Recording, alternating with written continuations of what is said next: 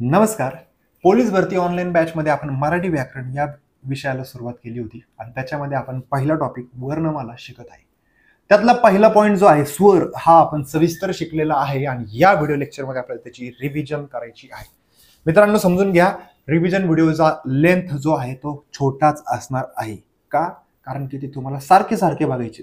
त्याच्यात मी सांगत असतो काय पाठ करायचे, काय सोडून द्यायचे, किंवा जे महत्त्वाचे पॉईंट्स आहेत ते रिपीट करून करून करून ते पाठ करून घेत असतो. कुठं प्रश्न येतात, कुठं प्रश्न येत नाही हे मी त्याच्यात सांगत असतो. त्यामुळं जोपर्यंत पोलीस भरती होत नाही तोपर्यंत तुम्हाला हे रिव्हिजनची व्हिडिओ सगळ्या टॉपिकचे सारखे सारखे बघायचे आहेत. ठीक आहे, जास्त वेळ नाही घालवत, डायरेक्ट टॉपिकला सुरुवात करतो. आता वर्णमाला किंवा त्यालाच म्हणतात मूळ अक्षरे. मूळ आणि अक्षरे यांची संधी झाल्याच्या नंतर काय शब्द बनतोय? मुळाक्षरे. काय शब्द बनला? मुळाक्षरे. ठीक आहे. आता मूळ किंवा पारंपरिक वर्णमालेत एकूण वर्ण किती होते? तर 48. किती वर्ण होते? 48. त्याच्यामध्ये ए आणि अ ऍड झाली म्हणजे 50 झाले.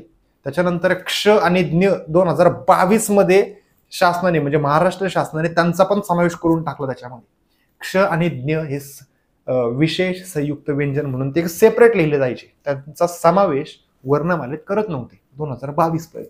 पण 2022 पासून क्ष आणि ज्ञला पण घेतलेला आहे. त्यामुळं सध्याला आकडा किती आहे? तर 52 इतका आहे. आधुनिक वर्णमालेत किती? 52. पारंपरिक मध्ये 48. पाठ करून ठेवा. काय? आधुनिक वर्णमालेत 52, पारंपरिक वर्णमालेत 48. आधुनिक 52, पारंपरिक 48. पारंपरिक 48 लक्षात ठेवायचं आहे. ठीक आहे. पुढे र हा जो वर्ण आहे हा कसा वर्ण आहे? कंपित वर्ण आहे. र ज्यावेळेस बोलतो त्यावेळेस जिभेला हादरा बसतो, व्हायब्रेशन होतात. र असं तुम्ही बोलून बघा. र र बोललं की कसं बोलते? व्हायब्रेशन तयार होते आपल्या मुखामध्ये. त्यामुळे त्याला काय म्हणतात? कंपित वर्ण असे म्हणतात. ठीक आहे. पुढचा पॉईंट. आता वर्णांचे प्रकार जर बघितले ना आपण, टोटल किती सांगितले? तर 52 सांगितले ना टोटल. 52 परत लिहितो एकदा बघा. टोटल आपण किती सांगितले? 52. मग 52 मध्ये पहिला पॉईंट येतो स्वर 14. यांचीच रिव्हिजन आपल्याला या व्हिडिओ लेक्चर मध्ये करायची. मग स्वरादी किती असतात? 2. आणि व्यंजने किती आहेत? तर 34. तुम्हाला इथं व्यंजनात कन्फ्युजन होऊ शकतं मित्रांनो. व्यंजने विचारली तर 34च लिहायची. महाराष्ट्र शासनाच्या GR मध्ये दाखवलेले आहे मी तुम्हाला 34 कशी. ते तुम्हाला जर स्पष्टीकरण ते आठवत नसेल तर परत एकदा स्पष्टीकरणाचा व्हिडिओ बघा. त्याच्यामध्ये मी महाराष्ट्र शासनाचा मराठी वर्णमाले संदर्भात GR वाचून दाखवलेला आहे. ठीक आहे. आता मग यांची बेरीज जी आहे ती बेरीज किती झाली? 50 होती. मग इथं मी चौथा आकडा टाकू शकतो. तो आकडा म्हणजेच काय? विशेष संयुक्त व्यंजन. विशेष संयुक्त व्यंजन. संयुक्त व्यंजने किती आहेत ती? तर 2 आहेत. मग टोटल बेरीज आता किती झाली यांची? तर 52. आधुनिक वर्णमालेत एकूण किती वर्ण आहेत? तर 52. आणि पारंपरिक मध्ये किती आहेत? तर 48. ठीक आहे. आता स्वर या घटकाला आपण ऍक्च्युअली स्टार्ट करूयात. रिव्हिजन घ्यायची आपल्याला मित्रांनो. हे व्हिडिओ सारखे सारखे बघायचे. ठीक आहे. आता वर्णांचे प्रकार किती पडतात? 3 प्रकार मुख्य पडतात सांगितलं आपण. स्वर, स्वरादी आणि व्यंजने. स्वर, स्वरादी, व्यंजने. त्यातला पहिला पॉईंट स्वर. मग आता स्वर जे आहेत स्वरांचे पण 3 प्रकार पडतात. ऱ्हस्व, दीर्घ, संयुक्त. स्वरांचे प्रकार किती? ऱ्हस्व, दीर्घ आणि संयुक्त. ऱ्हस्व, दीर्घ, संयुक्त. पाठच करा. विचारतात प्रश्न, खूप वेळा विचारतात. मराठी वर्णमालेत स्वरांचे प्रकार किती पडतात? 3. ऱ्हस्व, दीर्घ, संयुक्त. मराठी वर्णमालेत स्वरांचे प्रकार किती पडतात? 3 प्रकार पडतात. ऱ्हस्व, दीर्घ, संयुक्त. ठीक आहे. मग आता स्वर टोटल किती सांगितले आपण? 14. मूळ जे होते पारंपरिक मध्ये किती होते? 12. आणि आता किती आहेत? 14. 14 का? कारण की ए आणि अ त्याच्यामध्ये ऍड झालेला आहे. ठीक आहे. स्वरांचे प्रकार किती? तर 3. हा प्रश्न पोलीस भरतीला खूप वेळा विचारतात. मग आता हे 14 स्वर क्रमाने पाठ असले पाहिजे. बघा मी कसे पाठ केलेत? अ आ, इ ई, उ ऊ, रु लू. याचा उच्चार लू होतो. लू, रुलू, ए ए आई, ओ आ औ असंच पाठ करा. आता बघा अ आ, इ ई, उ ऊ, रु लू, ए ए आई, ओ आ औ अशाच सिक्वेन्सने पाठ करून ठेवा. पाठ झालेला असेल तर चांगलीच गोष्ट आहे. नसेल पाठ झालं तर लिहून ठेवा आणि जिथं अभ्यास करता तिथं चिटकून ठेवा. त्याने ते उठता बसता सारखं वाचायचंय आणि पाठ करून टाकायचे. आता 12 खडी आणि 14 खडी नावाचा एक घटक असतो. त्याच्या पोलीस भरतीला याच्यावरती एक प्रश्न विचारतात. तुम्ही ते पाठ करून तर ठेवाच काय बाराखडी आहे काय नाही, पण मी त्यातला डायरेक्ट महत्वाचा पॉईंट सांगतो. रू आणि लूचा समावेश 12 खडीत पण नाही होत आणि 14 खडीत सुद्धा होत नाही. बस, रू आणि लूचा समावेश 12 खडीत सुद्धा होत नाही आणि 14 खडीत सुद्धा होत नाही. मग आणि आहा जे आहेत, आहा स्वरादी म्हणतो आपण त्यांना, ते स्वरादी जे आहेत त्यांचा समावेश 12 खडीत सुद्धा होतो आणि 14 खडीत सुद्धा होतो. बस, हे 2 पॉइंट्स पाठच झाले पाहिजे. मग इथं 12चं 14 जे झालेलं आहे, जे 2 वाढले ते कोण वाढले, तर ए आणि ऑ वाढलेला आहे. ए आणि ऑ हे सगळे पॉइंट्स महत्वाचे सांगितले. त्यातला एक करून ठेवा, पाठच करून ठेवा की काय, रू आणि लूचा समावेश 12 खडीत पण नाही होत आणि 14 खडीत पण नाही होत. रू आणि लूचा समावेश 12 खडीत सुद्धा होत नाही आणि 14 खडीत सुद्धा होत नाही. हेच प्रश्न विचारणार आहेत मित्रांनो, त्यामुळे मी ते सारखं सारखं रिपीट करतोय तुम्हाला. ठीक आहे. आता स्वरांचे प्रकार किती, 3. ऱ्हस्व दीर्घ संयुक्त. स्वरांचे प्रकार किती, 3. ऱ्हस्व दीर्घ संयुक्त. आता ऱ्हस्व स्वर जे आहेत, ऱ्हस्व स्वरांचा उच्चार करण्यासाठी किती कालावधी लागतो, कमी कालावधी लागतो. त्यांचा उच्चार कसा असतो, आखूड असतो. नंतर उच्चार कालावधी जेवढा कालावधी जो असतो त्याला काय म्हणतात, एक मात्रा म्हणतात. काय म्हणतात, एक मात्रा म्हणतात. ऱ्हस्व स्वर एकूण किती आहेत, तर 6 आहेत. किती आहेत, 6. अ इ उ रू लू ए. अ इ उ रू लू ए लक्षात ठेवायचं आहे. अ इ उ रू लू ए. ठीक आहे, झाला पॉईंट आहे इथला. ऱ्हस्व स्वर कम्प्लीट झाले. आता दीर्घ स्वर. दीर्घ स्वरांसाठी आपण तिथंच कंपॅरिझन मध्ये बघितलं होतं रिव्हिजन एक्सप्लेनेशनच्या व्हिडिओ. काय दीर्घ स्वर म्हणजेच काय, उच्चार करण्यात जास्त कालावधी लागतो. उच्चार करण्यासाठी जास्त कालावधी लागतो. त्यांचा उच्चार कसा असतो, लांबट असतो. आणि जो कालावधी लागतो त्याला काय म्हणतात, तर 2 मात्रा म्हणतात. ऱ्हस्व स्वराच्या कालावधीला 1 मात्रा म्हणतात आणि दीर्घ स्वराच्या कालावधीला 2 मात्रा म्हणतात. लक्षात ठेवायचे, ऱ्हस्वला 1 मात्रा आणि दीर्घला 2 मात्रा म्हणतात. ठीक आहे. मग दीर्घ, आता ऱ्हस्ववाले कोण कोण आहेत बघा. अ, परत एकदा लिहितो, अ इ उ हे महत्वाचे आहेत. आणि रू लू आणि ए हे काय आहेत, ऱ्हस्व स्वर आहेत. ऱ्हस्व. आता दीर्घ करताना अचाच काय करायचा असतो, आ करायचा असतो. दीर्घ स्वर कसे लक्षात ठेवायचे ते सांगतोय. ईचा काय करायचं, दीर्घ ई करायचा. ऊचा काय करायचं, दीर्घ ऊ करायचा. रू आणि लूला दीर्घत्व नसतं. ते संस्कृत मध्ये वगैरे असू शकतं, पण मराठी व्याकरणामध्ये रू आणि लूला दीर्घत्व नसतं. आणि ॲचं काय होतं, ऑ. ॲचं काय होतं, ऑ. म्हणजे ऱ्हस्व स्वर जे आहेत ते किती आहेत, 6. आणि दीर्घ स्वर जे आहेत ते किती आहेत, 1, 2, 3 आणि 4. किती आहेत, 4. 2 कुठले कमी झाले, रू आणि लूला दीर्घत्व मराठीत नसतं. लक्षात ठेवायचं आहे. ठीक आहे. आता ऱ्हस्व झालं, दीर्घ झालं. हा प्रश्न जो आहे, स्वरांचा उच्चार करण्यासाठी जो कालावधी लागतो त्या कालावधीला काय म्हणतात, मात्रा. ऱ्हस्वसाठी 1 मात्रा, दीर्घसाठी 2 मात्रा. हा प्रश्न खूप वेळा पोलीस भरतीला विचारतो. ठीक आहे. ऱ्हस्व स्वरांचे 3 प्रकार पडतात, ऱ्हस्व स्वर, दीर्घ स्वर आणि संयुक्त स्वर. आता संयुक्त स्वर किती आहेत, तर 4.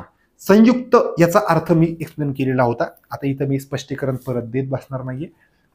संयुक्त स्वर म्हणजेच काय, एकापेक्षा जास्त स्वर एकत्र आले, म्हणजेच 2 स्वर एकत्र आले की जो स्वर बनतो त्याला काय म्हणायचं, संयुक्त स्वर म्हणायचं. आता संयुक्त स्वर किती आहेत, 4 संयुक्त स्वर आहेत. आणि हे तुम्हाला पाठच करावं लागणार आहे. अ अधिक ई किंवा ई काय बनतो, ए. आ अधिक ई किंवा ई काय बनतो, ऐ बनतो. अ अधिक उ किंवा उ काय बनतो, ओ बनतो. आणि आ अधिक उ किंवा उ ला काय बनतं, औ बनतं. हे पाठ करून ठेवा मित्रांनो. पहिल्यांदा लक्षात ठेवताना हे 2 लक्षात ठेवा. म्हणजे हे 2 लक्षात ठेवले की ते लक्षात ठेवायला सोपे आहेत ते उच्चारामुळे. आणि त्याच्यावरून त्यांच्यावरचे दोन्ही पण काय होतात, ऑटोमॅटिक लक्षात राहतात. ठीक आहे. आणि ए आणि ऑ जे आहेत ना, हे स्वर मराठीत कोणी आणलेलं आहे, तर अरविंद मंगरुळकर यांनी आणलेलं आहे. लक्षात ठेवा, ए मध्ये पण अ दिसतोय, म्हणजे हा अ दिसतोय. आणि ऑ मध्ये पण अ दिसतोय. आणि अरविंद मंगरुळकर यांचं नावाची सुरुवात पण अनेच होते. लक्षात ठेवा, अरविंद मंगरुळकर यांच्या नावाची सुरुवात पण अने होते. हे लिंक करण्यासाठी सांगतोय. सबनीस यांनी क्षज्ञ आणलेलं आहे मराठीत आणि अरविंद मंगरुळकर यांनी ए आणि ऑ आणलेलं आहे. सबनीस म्हटलं की क्षज्ञ आणि अरविंद मंगरुळकर म्हटलं की ए ऑ. सबनीस आणि अरविंद मंगरुळकर यांच्यात कन्फ्युजन करायचं नाही, मुलं कन्फ्युजन करतात. म्हणून लिंक करण्यासाठी सांगितलं. ए मध्ये अ दिसतोय, अ मध्ये अ दिसतोय आणि अरविंद मंगरुळकर यांच्या नावात सुद्धा अ दिसतोय. मग लिंक केलंच तुम्ही असं तर ते तुमच्या व्यवस्थित लक्षात राहील. ठीक आहे. पुढचा पॉईंट. आता ऱ्हस्व स्वराच्या ऐवजी दीर्घ वापरला किंवा दीर्घ स्वराच्या ऐवजी ऱ्हस्व वापरला तर त्याच्या अर्थामध्ये बदल होतो. मग आता तो बदल जो आहे त्या बदलाच्या संदर्भात 4 महत्वाचे जे काही शब्द आहेत त्याच्यावरती पोलीस भरतीला प्रश्न विचारतात. पुस्तकांमध्ये जर बघितलं तुम्हाला खूप सारे शब्द सापडतील, पण मी पहिले सांगतोय ना हे 4, मग हे 4 पाठ करून घ्या. हे झाल्याच्या नंतर बाकीचे शब्द पाठ करा. ठीक आहे. तुम्हाला व्याख्या विचारताना हीच व्याख्या विचारली, रायगड 2016ला विचारली. ऱ्हस्व स्वराऐवजी दीर्घ स्वरांचा उच्चार केल्यास शब्दाच्या कशात फरक पडतो तर अर्थात फरक पडतो. कशात? अर्थात. मग दिन लिहिताना पहिली व्हॅलंटी दिली तर दिवस असा अर्थ होतो आणि दुसरी व्हॅलंटी दिली तर गरीब असा होतो. मी लक्षात कसं ठेवले? पहिला दिवस उजाडतो मग गरीब येतात, पहिला दिवस उजाडतो मग गरीब येतात. पहिला म्हणून पहिली व्हॅलंटी, मग म्हणजे नंतर म्हणून दुसरी व्हॅलंटी. ठीक आहे. सूत, मुलगा जन्माला आला की त्याच्यावरती कपडे चढवायचे. पहिला मुलगा जन्माला आला नंतर त्याच्यावरती कपडे चढवले. कपडे म्हणजे धागा, लक्षात ठेवायचं. सूत, सूतला पहिला उकार मुलगा, सूतला दुसरा उकार धागा. शीर, पहिलं डोकं आहे आणि त्याच्यानंतर मध्ये त्याच्या आतमध्ये शीर गेलेली आहे, रक्तवाहिनी गेलेली आहे. शीर म्हणजे डोकं, पहिली व्हॅलंटी आली की डोकं आणि दुसरी व्हॅलंटी आली की रक्तवाहिनी, ज्याच्यामध्ये अशुद्ध रक्त असतं. पाणी, पहिला हाताने काय केलं मी? पाणी उचललं. मग पहिल्यांदा काय केलं? हात. स्टोरीमध्ये पहिलं काय बोललोय? हात. पहिली व्हॅलंटी आली की हात आणि दुसरी व्हॅलंटी आली की पाणी. स्टोरी अशीच लक्षात ठेवल्यात तर तुम्हाला हे परमनंट लक्षात राहील. पाठ केलं तर म्हणजे थोड्याशाच कालावधीसाठी तुम्हाला ते लक्षात राहील. स्टोरी टाईप मी जसं सांगतोय तसं पाठ करून ठेवलं तर ते परमनंट लक्षात राहील. ठीक आहे. पुढं आता स्वरांचे 3 प्रकार पडतात. स्वरांचे एकूण प्रकार किती पडतात? 3 प्रकार पडतात. स्वरांचे प्रकार किती? 3. ह्रस्व दीर्घ संयुक्त, ह्रस्व दीर्घ संयुक्त, ह्रस्व दीर्घ संयुक्त. स्वरांचे प्रकार किती? 3. आता प्रश्न बदलतो. स्वरांचे उच्चार स्थानावरून किती प्रकार पडतात? 2. उच्चार स्थान शब्द काय वापरला? उच्चार स्थान. स्वरांचे उच्चार स्थानावरून किती प्रकार पडतात? 2. स्वरांचे उच्चार स्थानावरून किती प्रकार पडतात? 2. आणि फक्त स्वरांचे प्रकार किती पडतात? 3. ह्रस्व दीर्घ संयुक्त. मग आता उच्चार स्थानावरून सजातीय स्वर आणि विजातीय स्वर. स्वजातीय स्वर म्हणजेच काय? उच्चार स्थान सेम असतं. त्याच्या 3च जोड्या आहेत, अ आ इ ई उ उ. अ जो आहे हा, याचा उच्चार स्थान काय आहे? कंठ, म्हणजे कंठातून उच्चार होतं अ आ, इथनं उच्चार होतो हा. पुढं ई ई, ई आणि ई जो आहे ना तो तालव्य.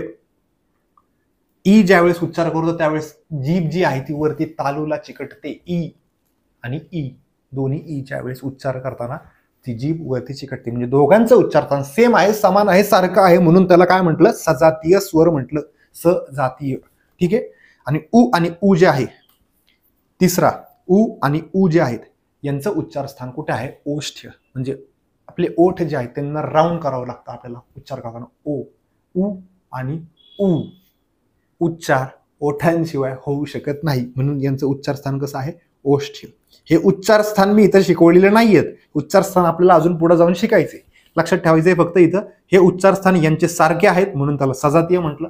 या 3 जोड्यांच्या व्यतिरिक्त तुम्हाला वाटल ती जोडी बनवा, ती सगळी जोड्या कशात गेला? विजातीय. कारण की त्यांचे उच्चार स्थान भिन्न असणार, वेगळे असणार, म्हणून वेगळे असणार. त्यांची जात वेगळी आहे म्हणून विजातीय. यांची जात सारखी आहे म्हणून सजातीय. लक्षात ठेवा. ठीक आहे. स्वरांचे प्रकार किती? 3. ह्रस्व दीर्घ संयुक्त. आणि स्वरांचे उच्चार स्थानावरून प्रकार किती? तर 2. सजातीय स्वर आणि विजातीय स्वर. ठीक आहे. स्वरांची रिव्हिजन या व्हिडिओ लेक्चरमध्ये आपली इथं संपले मित्रांनो. अपडेट महत्वाचं सांगायचंय, व्हिडिओ कोणीही बंद करायचा नाहीये. लक्ष द्या इकडं. आता पोलीस भरतीसाठी सर्व विषयांचे ऑनलाईन बॅचेस आपण एक्सलन्स एमपीएससी योगेश शेलार या ऍप्लिकेशनवर सुरू केलेले आहेत मित्रांनो. प्रत्येक विषयाची बॅच अशा प्रकारची बनवलेली आहे ना की ती बॅच जर तुम्ही केली तर इतर कुठलाही नोट्स, कुठलाही क्लास, कुठलंही पुस्तक वापरायची गरज पडणार नाहीये. अशा प्रकारची ती बॅच कुठल्या पण विषयाची बनवलेली आहे. History, geography, polity, science, eco, गणित, बुद्धिमत्ता, मराठी, सगळ्याच विषयाची बॅच पोलीस भरतीच्या दृष्टिकोनातून एवढी परफेक्ट बनवण्याचा प्रयत्न आम्ही करत आहे. विचारायला नको. तुम्ही जर बॅच करत असाल तर इतर तुम्हाला काहीही करायला लागणार नाहीये. ठीक आहे. जर बॅच करायची असेल तर आत्ताच प्ले स्टोअरवरून तुम्हाला एक्सलन्स MPSC योगेश हे ॲप्लिकेशन डाउनलोड करायचं आहे, किंवा याच व्हिडिओच्या डिस्क्रिप्शन बॉक्समध्ये लिंक दिलेली आहे, तर लिंकवर क्लिक करा आणि ॲप्लिकेशन डाउनलोड करून घ्या. ठीक आहे. या व्हिडिओमध्ये आपण स्वरांची रिव्हिजन हा घटक बघितलेला आहे. नेक्स्ट व्हिडिओ लेक्चरमध्ये आपण स्वरादी हा घटक घेऊन येऊयात. ठीक आहे. या व्हिडिओमध्ये आपण इथंच थांबूयात.